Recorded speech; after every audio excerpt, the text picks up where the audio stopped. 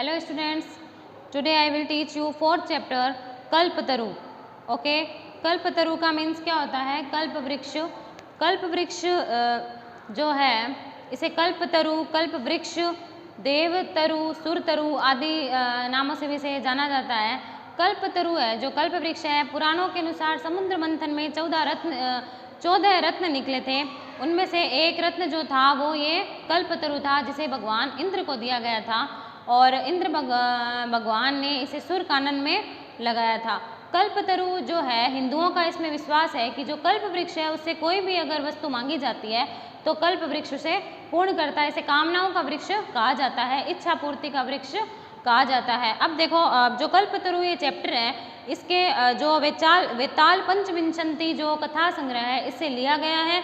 और वेताल पंचविंशति जो है वो ग्रंथ किसका है? जंबलदित्त का. ओके, अब देखो इसका इंट्रोडक्शन पढ़ते हैं. प्रस्तुतो अयम पाठ्यः वेताल पंचविंशति इति प्रसिद्ध कथा संग्रहात् संपादनम कृत्वा संग्रहितो अस्ति. प्रस्तुत पाठ वेताल पंचविंशति इस कथा संग्रह से संपादित करके संग्रहित किया हुआ है. अत्र मनोरंजक घटना भी विस्मयकारी घटना भी च जीवन मूल्य नाम निरूपण वर्तते. और यहाँ पर मनोरंजन घटनाओं और विस्मय आश्चर्यजनक घटनाओं के द्वारा जीवन मूल्यों का निरूपण किया गया है, जीवन मूल्यों के बारे में बताया हुआ है. अस्याम कथायां पूर्वकालतः एव स्वगृहो उद्याने स्थित कल्पवृक्षेण जिमुत्वाहन लौकिक पदार्थान न याचते. इस कथा में पूर्व कालात मंस की पहले के लोग, जो पूर्वज लोग थे, पूर्वजों से ही अपने घर के उद्यान में स्थित लगा हुआ कल्प वृक्ष से जिमुत्वाहन लौकिक पदार्थों को, सांसारिक पदार्थों को नहीं मांगता है. अपितु सह सांसारिक प्राणी नाम दुखानी अपकारणाय वरम याचते. अपाकरणाय मीन्स क्या होता है? दूर करने के लिए. अपितु उसने सांसारिक प्राणियों के दुखों को दूर करने के लिए वरदान मांगा. यतो ही लोक भोग्या भौतिक पदार्था जल तरंगवद अनित्या संति. क्योंकि जो लौकिक भोग्य पदार्थ होते हैं, भौतिक पदार्थ हैं, वो जल की तरंग के समान ही अनित्य हैं, अस्थिर हैं, वो चंचल होते हैं. अस्मिन् संसारे केवलम परोपकार एव स्व सर्वोत्कृष्टम चिरस्थायी तत्वम अस्ति. इस संसार में केवल परोपकार ही, दूसरों का हित करना ही सर्वोत्कृष्ट चिरस्थायी, लंबे समय तक रहने वाला चिरस्थायी तत्व है. परोपकार ही चिरस्थायी तत्व है. अब देखो स्टोरी में क्या है. अस्ति हिमवान नाम सर्वरत्न भूमि नगेंद्र है. नगेंद्र मीन्स होता है पर्वतराज. सर्वरत्न भूमि सभी रत्नों का स्थान. हिमवान यानी कि हिमालय. नाम अस्ति सभी रत्नों का स्थान हिमालय नामक पर्वतराज है. सभी रत्नों का स्थान या सभी रत्नों की भूमि हिमालय नामक पर्वतों का राजा है, हिमालय पर्वतराज है. तस्य सानो ऊपरी विभाति कंचनपुरम नाम नगरम. तस्य सानो, सानो मीन्स क्या होता है? शिखर पर. उसके शिखर के ऊपर विभाति का है. विभाति मीन्स होता है सुशोभित होना. कंचनपुर नाम का नगर सुशोभित हो रहा था. तस्य सानो ऊपरी विभाति कंचनपुरम नाम नगरम. उसके शिखर पर कंचनपुर नाम का नगर सुशोभित है. तत्र जिमुत्त केतु इति श्रीमान विद्याधरपति वस्ति स्म. श्रीमान यानी कि शोभा संपन्न जिमुत्त केतु जो है वो नाम है. वहाँ पर जिमुत्त केतु इस शोभा संपन्न विद्याधरपति यानी विद्वानों का स्वामी रहता था.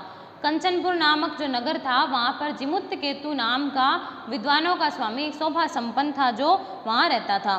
तस्य गृह उद्याने कुल क्रमागत कल्पतरु स्थित है. कुल क्रमागत मीन्स कुल परंपरा से ही रक्षित उसके घर के उद्यान में, उसके गृह उद्यान में कुल परंपरा से रक्षित कल्पतरु स्थित था, कल्प वृक्ष था.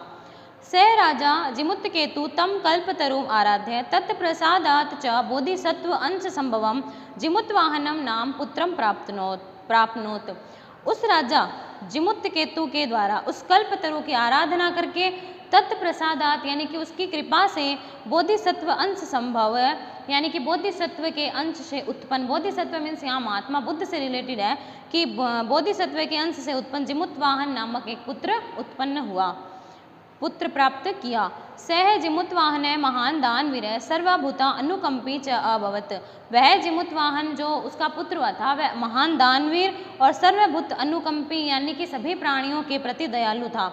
वह जिमुत्वाहन महान दानवीर, दानशील था और सभी प्राणियों के प्रति दयालु था.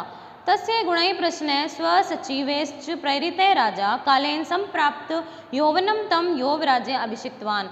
तस्य गुणे प्रश्ने, उसके गुणों से प्रसन्न होकर, स्व सचिवेश, अपने मंत्रियों से प्रेरित होकर के, प्रेरणा लेकर, राजा कालीन, राजा समय से संप्राप्त यौवनम, यौवन को प्राप्त हुए, तम यौवर राज्य, तम यहाँ आया है जिमुतवाहन के लिए, उसको यौव राज्य यानी कि युवराज के पद पर अभिषिक्तवान, अभिषेक कर दिया।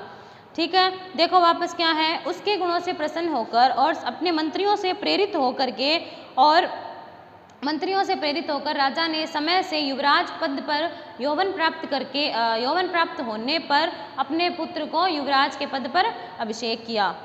कदाचित हितैषिणे पितृमंत्रिणे युवराज्ये स्थितम तम जिमुतवाहनम उक्तवन्तः, किसी समय, कदाचित किसी समय, हितैषिणे, हित को चाहने वाले, पितृमंत्रिणे, पिता के समान मंत्री, यौवराज्य स्थित है, युवराज के पद पर स्थित, तम जिमुतवाहन, उस जिमुतवाहन को उक्तवन्तः कहते हैं। किसी समय हित को चाहने वाले, पिता के समान जो मंत्री अपने युवराज के पद पर स्थित उस जिमितवाहन के लिए कहते हैं, युवराज यो अयम सर्व कामदय है कल्पतरु तव उद्याने तिष्ठति, युवराज यह जो सभी कामना को पूर्ण करने वाला कल्प वृक्ष तुम्हारे उद्यान में स्थित है, स तव सदा पूज्य, तुम्हारे द्वारा यह सदैव पूजनीय है। अस्मिन् अनुकूले स्थिते सति सक्रो अपि अस्मान बाधितुम न शक्नुयात्, अस्मिन् अनुकूले स्थिति मतलब इसके अनुकूल स्थिति में रहने पर सक्रो अपि यानी कि सक्र यहाँ पर है इंद्र के लिए, इंद्र भी अस्मान हमें बाधितुम न शक्नुयात्, इंद्र भी हमें बाधा नहीं पहुँचा सकते, शक्नुयात् यानी पहुँचा सकते, इसके अनुकूल रहने पर इंद्र भी हमें बाधा नहीं पहुँचा सकते, ऐसा उन्होंने कहा मंत्रियों ने। एतत् आकर्ण्य जिमुतवाहन अचिंत्यत, और ऐसा सुन करके जिमुतवाहन सोचता है, अहो अरे ईदृशम अमर पादपम प्राप्यापि पूर्वे पुरुषे अस्माकं तादृशम फलम किमपि न प्राप्तम, अरे इस अमर पादप को प्राप्त करके भी पूर्वे पुरुष यानी कि पूर्वजों ने अस्माकम हमारे तादृशम फलम किमपि न प्राप्तम, किसी ने भी ऐसा फल प्राप्त नहीं किया यानी कि अच्छा फल प्राप्त नहीं किया, किंतु केवलम केश्चित देव कृपणे कश्चिदपि अर्थ है अर्थित है, तो किसी ने केवल लोभवश, कृपणे मीन्स यानी कि लोभवश लालच में, कश्चिदपि किसी ने अर्थ को मांगा, अर्थ यानी धन को मांगा, अर्थित यानी होता है मांगना, तो किसी ने भी अच्छे फल को प्राप्त नहीं किया, सभी ने अपने लालचवश के कारण अपने धन को मांगा, सिर्फ अपने इच्छाओं की पूर्ति के लिए अपने लोभवश और ईर्ष्यावश होकर के धन को मांगा। तद अहम अस्मात् कल्पतरो अभिष्ट साधयामि, अब मैं इस कल्पतरु से, इस कल्प वृक्ष से अभिष्ट साधयामि, अपनी मनोकामना को सिद्ध करूंगा। एवं आलोच्य, आलोच्य मीन्स सोच करके, ऐसा सोचकर, सह पितु है अंतिकम आगच्छत, समीप, अंतिकम मीन्स क्या होता है समीप, ऐसा सोच करके वह पिता के पास गया। आगत्य च सुखम आसीनम पितरम एकांते निवेद्यत, और च मीन्स और, आगते आकर, सुखपूर्वक, सुख आसीनम मीन्स क्या होता है सुखपूर्वक बैठे हुए, पितरम पिता को, एकांते एकांत में, निवेदित निवेदन किया या बताया, आ करके सुखपूर्वक बैठे हुए पिता को एकांत में निवेदन किया बताया। तात त्वम तु जानासि एव यद अस्मिन् संसार सागरे आ शरीरम इदम सर्वम धनम विचिवत चंचलम, तुम तो जानासी है, आप तो जानते हैं, तुम तो जानते ही हो कि अस्मिन् संसार सागरे, इस संसार सागर में, आ शरीरम, शरीर से लेकर देह के साथ साथ, देह के साथ साथ, इदम सर्वम धनम, यह सब कुछ धन यानी कि सब ये धन दौलत और सांसारिक जो पदार्थ है, विचिवत, विचिवत मीन्स क्या होता है जल तरंगों के समान, चंचल है यानी कि ये जो स्थिर नहीं है, कि पिताजी आप तो जानते हैं कि संसार सागर में देह के साथ शरीर से लेकर के और ये जो सभी धन दौलत है, सांसारिक पदार्थ है, ये जल तरंगों के समान चंचल है यानी कि ये स्थिर नहीं रहते हैं, आते रहते हैं और वापस चले भी जाते हैं।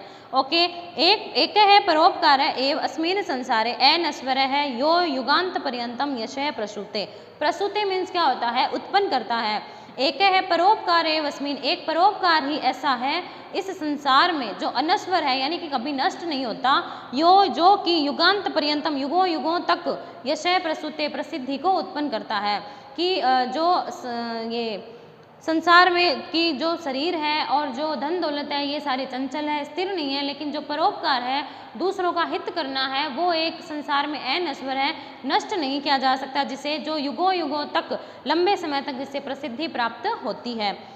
तद अस्माभि ईदृश कल्पतरु किमर्थम रक्षते, तब हम इस कल्पतरु की रक्षा किस लिए कर रहे हैं, इसका रक्षा करने का अर्थ क्या है। यश्च पूर्वै अयम मम मम इति आग्रहेण रक्षित है, जो हमारे पूर्वज हैं, पूर्वज थे, जो हमारे पूर्वज थे, यह मेरा है, यह मेरा है, इस आग्रह से जिन्होंने रक्षा की थी, ते इदानीम कुत्र गता, वे सब अब कहाँ गए, तेसाम कश्याम, उनमें से ये किसका है, किसका ये वृक्ष है, अस्य वा के ते, और वे वो जो थे वो कौन अब इसके हैं। देखो जिमुतवाहन अपने पिता जिमुत केतु जो थे उनसे बोल रहा है कि जो पहले हमारे पूर्वज थे, अपने लालच से उन्होंने अपनी लालच से धन मांगा था, लेकिन वो पूर्वज जो थे वो अपनी इच्छा से चले गए उन्होंने, और वो अब ये उनमें से किसका ये वृक्ष हुआ है और कौन वे इसके हैं। ठीक है, वो यह मेरा है, यह मेरा है, ऐसे करते ही वो चले गए। तस्मात् परोपकारे फल सिद्धे तवद आज्ञा इमं कल्प पादपम आराध्यामि, इससे अब इसके बाद परोपकार के फल की सिद्धि के लिए और आपकी आज्ञा से मैं इस कल्प वृक्ष से आराधना करना चाहता हूँ। अथ पित्रा तथा इति, इसके बाद अथ मीन्स इसके बाद पिता के द्वारा वैसा ही करो, ऐसी आज्ञा को पाकर, अभी अनुज्ञात मीन्स अनुमति लेकर, आज्ञा पाकर, स जिमुतवाहन है वह जिमुतवाहन, कल्पतरुम उपगम्य उवाच, कल्पतरु के पास जाकर, उपगम्य यानी कि पास जाकर, उवाच कहता है, देव त्वया अस्मत् पूर्वेशाम अभिष्टा कामा पूरिता, हे देव आपने मेरे पहले जो पूर्वज हैं उनकी अभिष्ट कामना को पूर्ण किया है, पूरा किया है, तन्म एकम काम पूरे, अब मेरा एक काम पूरा करो या मेरी एक कामना इच्छा को पूर्ण करो। यथा पृथ्वीम अदरिद्रताम पश्यामि तथा करो तु देव इति, देव कुछ ऐसा करो जिससे कि पृथ्वी पर अदरिद्रता नहीं हो, कुछ ऐसा करो देव जिससे कि पृथ्वी पर निर्धनता नहीं रहे, सब जगह अदरिद्रता हो, यानी कि कोई भी प्राणी, अदरिद्रता का मतलब यहाँ पर कि कोई भी प्राणी कष्ट, किसी भी प्राणी पर कोई भी कष्ट ना हो, कोई भी प्राणी दुखी ना हो, और कोई भी प्राणी है वो निर्धन ना रहे। एववादिनी जिमुतवाने त्यक्तस्त्वा ऐसा अहम या तो अस्मि, और एववादिनी मतलब ऐसा कहने पर, जिमुतवाहन के द्वारा ऐसा कहने पर, त्यक्तवया ऐसा अहम या तो अस्मि, कि मैं तुम्हारे द्वारा कहने पर जाता हूँ, ऐसा इति वाक ऐसी वाणी, तस्मात उस तरो मीन्स वृक्ष से उद्भुत मीन्स निकलती है, और जिमुतवाहन के ऐसा कहने पर मैं तुम्हारे द्वारा छोड़ा गया जाता हूँ, या तुम्हारे द्वारा ऐसा कहने पर मैं चलता हूँ। कल्पतरु ने वृक्ष से ऐसी वाणी निकली। क्षणेन च स कल्पतरु दिवम समूह उत्पत्त्य भुवि तथा वसूनि अवर्षत, क्षणेन यानी कुछ समय बाद, कल्पतरु दिवम यानी कि स्वर्ग, समुत्पत्त्य उड़ करके, स्वर्ग में उड़ करके, भूवि यानी पृथ्वी पर, वसूनी यानी कि धन, अवर्षत वर्षा की। कुछ समय बाद कल्पतरु ने स्वर्ग को उड़ करके, स्वर्ग में उड़कर पृथ्वी पर धन की वर्षा की, यथा यानी कि जिससे न को अपि कोई भी दुर्गत आसीत, दुर्गत में निर्धन या पीड़ित या कष्ट, तो कुछ समय बाद कल्पतरु ने स्वर्ग में उड़ करके पृथ्वी पर धन की वर्षा की, यानी धन की वर्षा की, और जिससे कोई भी निर्धन नहीं रहा, कोई भी पीड़ित नहीं रहा। ततस्तस्य उसके बाद से, जिमुतवाहनस्य जिमुतवाहन का, सर्व जीवना अनुकंपया सभी जीवों पर दया के कारण, सर्वत्र सभी जगह, यश प्रसिद्धि प्रतितम प्रसिद्ध, यश है प्रतितम प्रसिद्ध है, उसके बाद से जिमुतवाहन के सभी जीवों पर दया के कारण और सभी जगह उसका यश आज भी प्रसिद्ध है। तो ये स्टोरी थी जिसमें जो जिमुतवाहन है वो सभी प्राणियों के लिए जो है उनके लिए कामना करता है ताकि किसी भी प्राणी को कोई भी कष्ट ना हो, ऐसी वो कल्पतरु से अपनी कामना मांगता है और कल्पतरु उसके बाद में उसकी कामना को पूर्ण भी करते हैं। ओके स्टूडेंट्स, 4th चैप्टर यहाँ पर कंप्लीट होता है और आपका होमवर्क ये है कि आप लोगों को नोटबुक में ये वर्ड मीनिंग करने हैं और एक पदेन उत्तरत जो है आप उनके आंसर फाइंड करेंगे। Okay, thank you, have a nice day.